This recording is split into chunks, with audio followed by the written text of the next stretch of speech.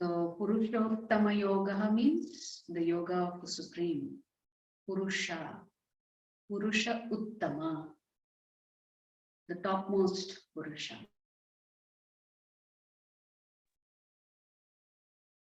Hare Krishna. I think I got disconnected. So the chapter title today is Purushottama Yoga, the yoga of the Supreme Person. So the yoga of the Supreme Person is the title of chapter 15. It is a short chapter with just 20 shlokas. So hopefully we will finish a little quickly today. So as I mentioned yesterday, that this particular chapter, the Lord begins this chapter with an analogy and a metaphor by using the banyan tree and talking about this tree being upside down. And how this upside down banyan tree is actually a perverted reflection of the spiritual world. So it is said in the Shastras, if the spiritual world is an upright banyan tree, then the material world is like a reflection of that upright banyan tree on a body of water. And what nourishes this upside down banyan tree in the material world? It is nourished by the three modes of material nature. So from shlokas 1 to 4, I will share my screen in a moment here, but from shlokas 1 to 4, the Lord talks about this banyan tree. And he talks about this banyan tree being real, and the real banyan tree being in the spiritual world. And the Jivatmas who are in this material world are actually trying to associate with the reflection of this banyan tree. So the word for banyan is Ashwata, is the name, Sanskrit name for a banyan tree. But the word Ashwata also means that which will not be here tomorrow. That means this perverted reflection of the banyan tree in the material cosmos is actually temporary. So it's like trying to pluck a mango from the reflection of the mango tree on the water. And when you try to pluck that mango of whose reflection that you're seeing in the water, and you realize you cannot reach it, then you tend to jump into the water in search of that mango. And that mango is not in that water at all. You are driven by the illusion or the reflection of the mango in the water, but the real mango is actually on the real banyan tree. And this real banyan tree is in the spiritual world. So this analogy of a real tree versus the reflection of the tree in the water being upside down, Krishna is going to use this metaphor or analogy to say that as Jivatmas, we can either upgrade ourselves or degrade ourselves. How do we upgrade ourselves? We need to move upwards towards the real banyan tree. How do we degrade ourselves? The same banyan tree that is upside down, or the reflection of which is upside down. We keep going down in search of what is not real. So the metaphor simply indicates that when the Jivatma identifies with the body, we become preoccupied with the reflection of the tree in the water. When we understand that we are actually spirit soul, then you will begin to upgrade yourself and reach out to the real banyan tree, which is in the spiritual world. But then how does one overcome this illusion? Krishna will talk about the importance of detachment. Detachment through attachment. So what does that mean? Detachment through attachment. So we have to be attached to our real identity and we have to be attached to Krishna. And through that, we can become detached from this illusion that is troubling us in the cosmos. And then Krishna also says that we should also give up thinking that we are the controllers of Mother Nature. We can never control Prakriti. We can try to, but trying to control Prakriti actually frustrates us. You know, on Monday I was saying we can use a really nice analogy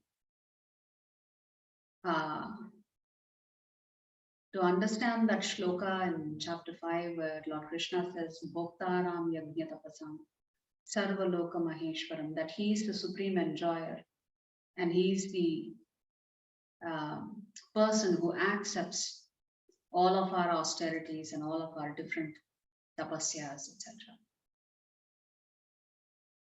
So I had asked this question, when Krishna says he is the supreme enjoyer, does he mean that we cannot enjoy ourselves? So how do we actually understand this statement of Krishna where he says that he is the supreme enjoyer? And we can use this following analogy to understand what Krishna means when he says he's the supreme enjoyer.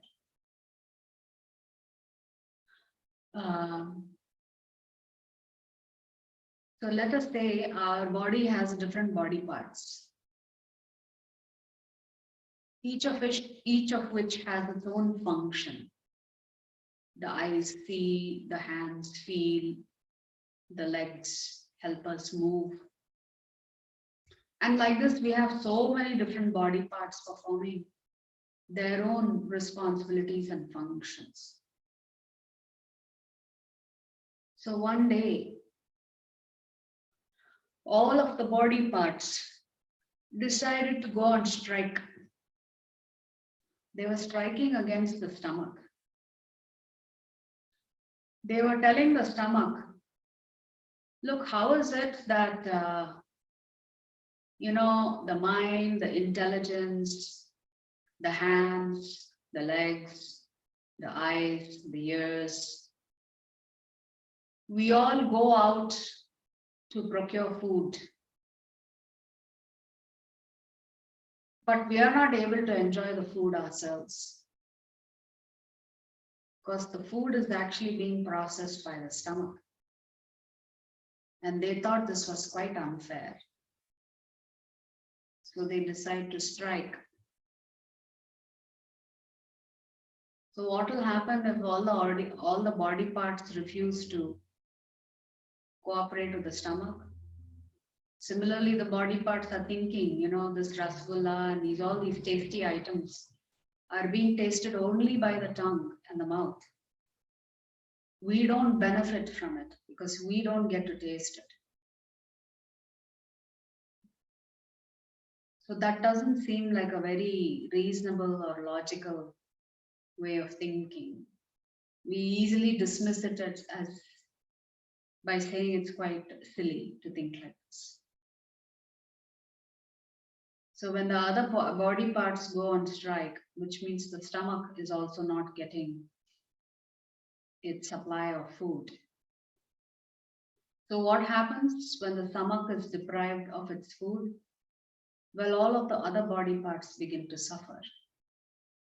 So the energy to the body parts is actually being supplied, although the other body parts work hard to get the food and then put it in the mouth, and then it just goes to the stomach, and once the stomach actually processes it, it distributes the energy to all the other body parts.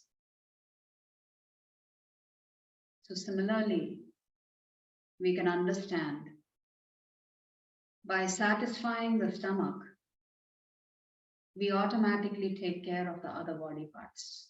We satisfy the other body parts. So similarly, when Lord Krishna says, Bhoktaram Yajna Tapasam, when Lord Krishna says he's the supreme enjoyer, which means he's the core. If we please him, we automatically get pleased. If we satisfy his senses, we automatically satisfy our senses. So in this analogy, Lord Krishna is like the stomach, and all of the Jivatmas are all the various body parts. So simply by pleasing Krishna, we are also pleased. We get whatever we need. We get the energy and all of the various material supplies when we please Krishna. Actually, in this chapter 15, Krishna will again talk about his role, what he does for us, and how even when we don't please him,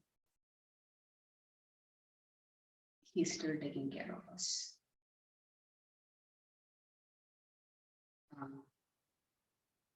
So this is the mercy of Lord Krishna, that even if we don't acknowledge him, he's still supplying us with air, food, sunlight, moonlight, the fire of digestion that he talks about. So whether we acknowledge Krishna or not, he's taking care of us. So let's read the first 5 shlokas. The Supreme Personality of Godhead said, "It is said that there is an imperishable banyan tree that has its roots upwards and its branches down, and whose leaves are the Vedic hymns. One who knows this tree is the knower of the Vedas. The branches of this tree extend downward and upward, nourished by the 3 modes of material nature. The twigs are the objects of the senses. This tree also has roots going down, and these are bound to the fruitive actions of human society." So Krishna is talking about this reflection, not the real tree. In the first 2 shlokas, Krishna is talking about this reflection of the tree that is upside down. Then he talks about the real tree.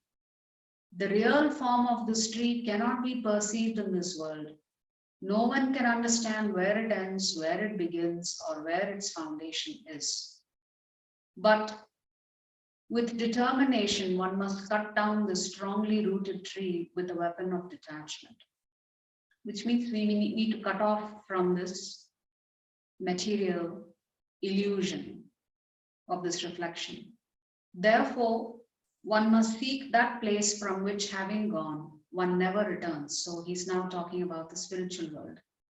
And there surrender to that Supreme Personality of Godhead, from whom everything began and from whom everything has extended since time immemorial. Yeah, my internet seems to be a little unstable for some reason, so you may not hear my voice clearly.